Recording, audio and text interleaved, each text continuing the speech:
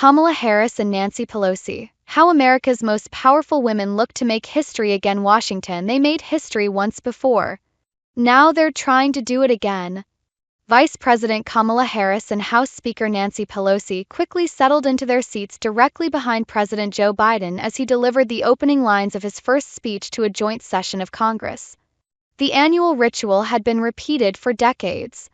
But this time the tableau was very different. For the first time ever, both leaders were women. Madam Speaker, Madam Vice President, from this podium no president has ever said those words, and it's about time, Biden said, acknowledging the history of the moment on April 28, 2021. 3 years later, Harris is aiming to make history again by becoming the nation's first female president. Sign up for your vote. Text with the USA Today elections team. When she formally accepts the Democratic nomination Thursday night at the party's national political convention in Chicago, she will owe her rise to the top of the ticket in part to Pelosi, whose behind-the-scenes pressure campaign led Biden to drop out of the race just 4 weeks ago, and to the party's decision to anoint Harris as the nominee. It was a remarkable turn of events that once again brought together the two most powerful women in American politics, both from the San Francisco Bay Area, both products of the city's Democratic political machine, both at the pinnacle of power in Washington. From different generations and family backgrounds, Harris and Pelosi aren't close personally, but their unlikely rise through San Francisco's competitive political environment instilled in them a mutual admiration, according to multiple people in the orbits of both women. Politically, officially, personally, I have great respect for her, Pelosi said of Harris during a recent interview with USA Today.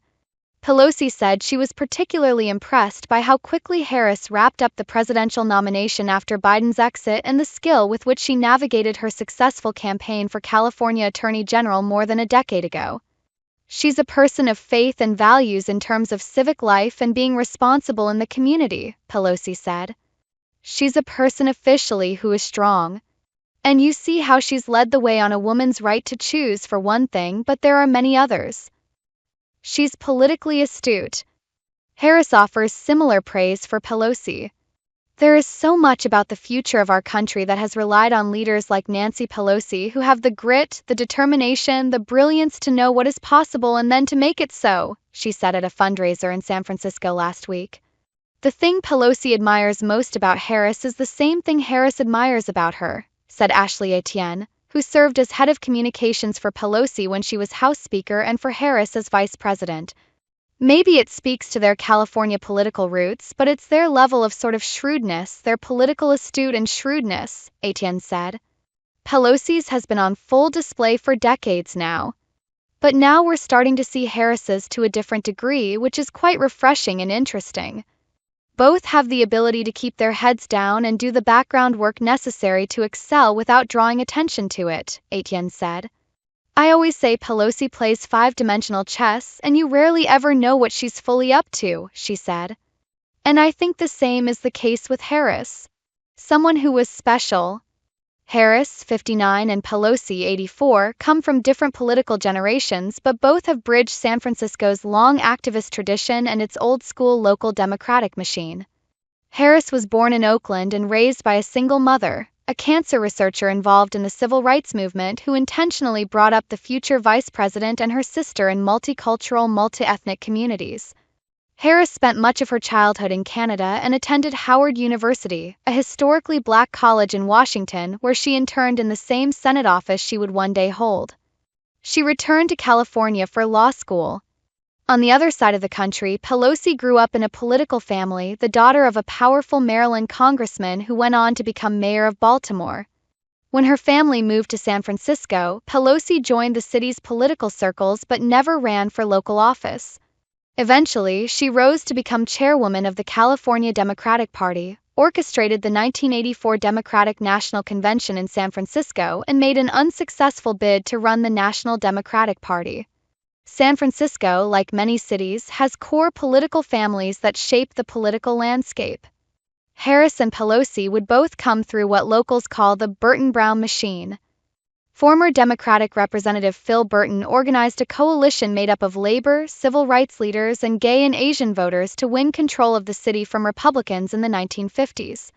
All these different communities had something very much in common, which was no one was paying attention to them, said Sam Lauder, a longtime friend of both Harris and Pelosi. For the most part, that coalition has been the most successful entity in San Francisco politics. Willie Brown, a legendary political figure who served as Speaker of the California State Assembly and later as San Francisco mayor, extended those coalitions when he rose to power in the 1980s and 1990s.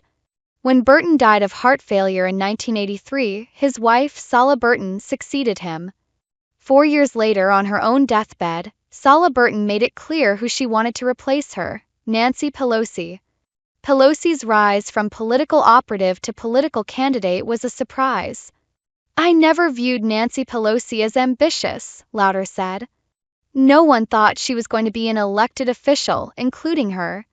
In typical Pelosi style, she not only entered the race, she won.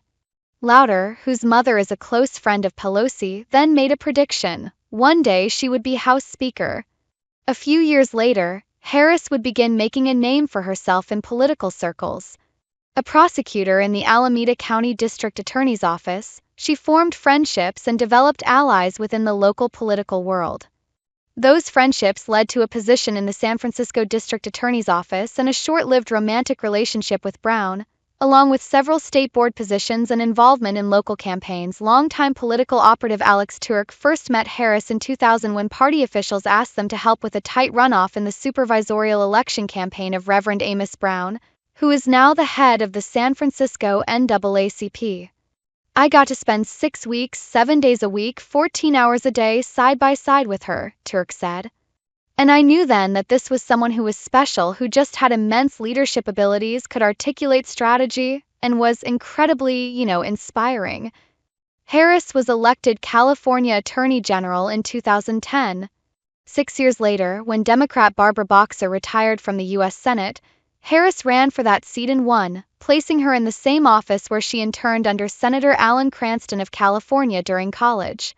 Her star clearly on the rise, Harris ran for president in 2019, but her campaign sputtered and she dropped out before the first primary or caucus vote was cast. Within months, though, Biden came calling. He had wrapped up the Democratic nomination and needed a running mate.